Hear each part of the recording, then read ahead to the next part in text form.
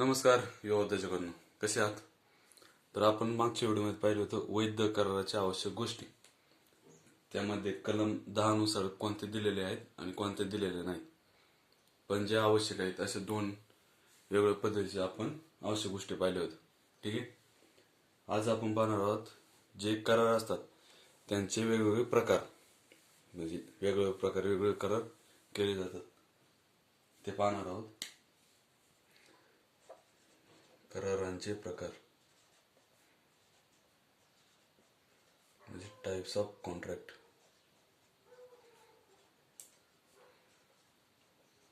Of contract. ठीक आहे. यामध्ये वेगवेगळे 3 प्रकार दिलेले आहेत: वैधता किंवा अंमलबजावणी क्षमतेचे करार, निर्मिती करार आणि कामगिरी करार. त्यामध्ये पहिलं पाहू वैधता आणि अंमलबजावणी क्षमता.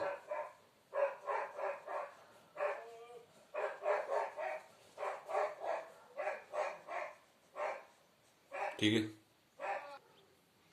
यालाच इंग्रजीमध्ये म्हणतात व्हॅलिडिटी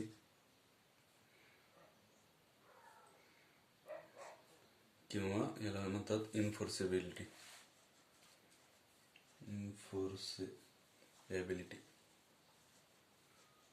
ठीक आहे. हे पहिला मुद्दा. त्याच्यात खाली वेगवेगळे करार ते पाहू आपण. त्यामध्ये पहिला आहे वैध करार.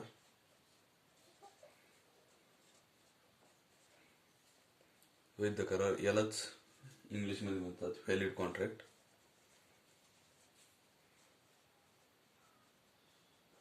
Valid contract. त्यानंतर आहे निरर्थक करार. करार याला इंग्लिशमध्ये म्हणतात व्हॉइड कॉन्ट्रॅक्ट. हेच कॉन्ट्रॅक्ट म्हणजे तो शब्द म्हणून असेल व्हॉइड कॉन्ट्रॅक्ट. त्यानंतर आहे रद्द करण्यायोग्य करार. रद्द करण्यायोग्य करार याला इंग्लिशमध्ये म्हणतात व्हॉइडेबल कॉन्ट्रॅक्ट. व्हॉइडेबल कॉन्ट्रॅक्ट. ठीक आहे. यानंतर चौथा आहे बेकायदेशीर करार.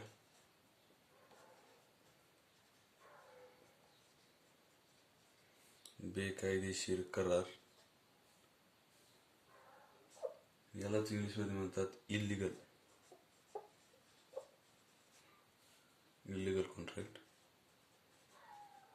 कॉन्ट्रॅक्ट. याच्यामध्ये 5 नंबर लागू न होणारे करार. लागू न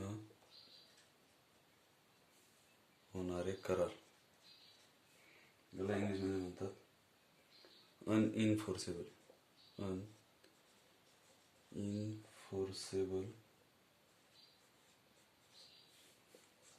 कॉन्ट्रॅक्ट. ठीक आहे.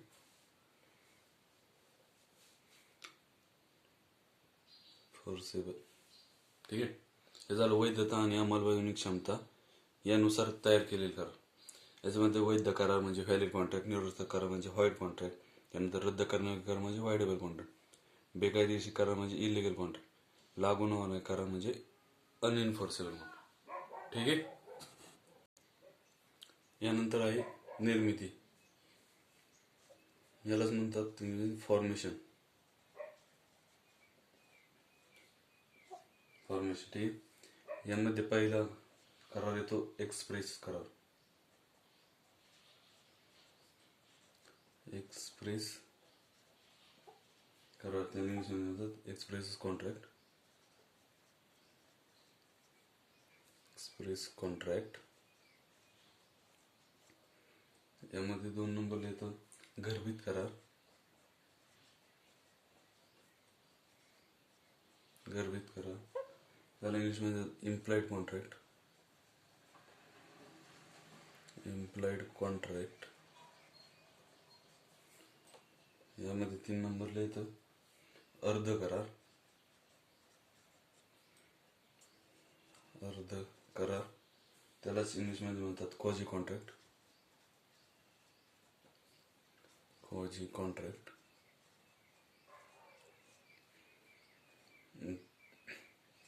4 नंबरचे येतं ई करार.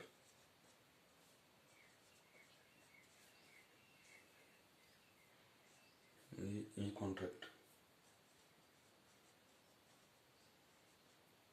ठीक आहे. झालं निर्मितीनुसार म्हणजे फॉर्मेशन. याच्यामध्ये 4 करार येतात. एक्सप्रेस करार, गर्भित करार म्हणजे इम्प्लाइड कॉन्ट्रॅक्ट, अर्ध करार म्हणजे क्वाजी कॉन्ट्रॅक्ट, ई करार त्यालाच ई कॉन्ट्रॅक्ट असं म्हणतात. ठीक आहे.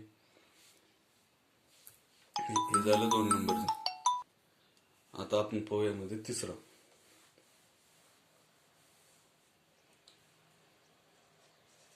तिसरा आहे कामगिरी नुसार. कामगिरी म्हणजे परफॉर्मन्स. ठीक आहे. यामध्ये पहिला येतो करार अंमलात आणला. करार अंमलात आणली, अंमलात आणला किंवा आणली. ठीक. याला इंग्लिशमध्ये एक्झिक्युटेड कॉन्ट्रॅक्ट.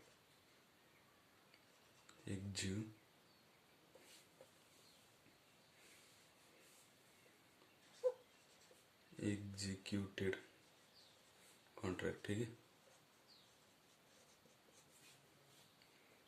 यामध्ये दुसरा आहे कार्यकारी करार. कार्यकारी करार याला इंग्लिशमध्ये म्हणतात एक्झिक्युटरी कॉन्ट्रॅक्ट. ठीक आहे. आणि याच मध्ये कार्यकारीमध्ये परत 2 भाग येतात. त्यामध्ये पहिला आहे एकतर्फी करार. तर्फी करार याला इंग्लिशमध्ये म्हणतात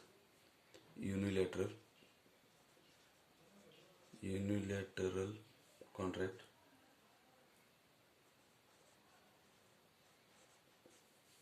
आणि यामध्ये दुसरा आहे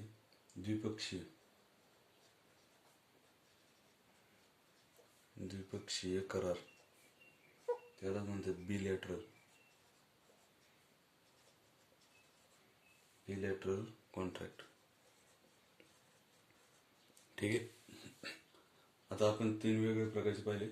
वैध किंवा अंमलबजावणी क्षमतेच्या अंडर, दुसरं निर्मिती फॉर्मेशनच्या अंडर, आणि आता कामगिरी परफॉर्मच्या अंडर. ठीक आहे. या सगळ्यांविषयी आपण पुढच्या व्हिडिओमध्ये सविस्तर माहिती पाहणार आहोत. तोपर्यंत धन्यवाद.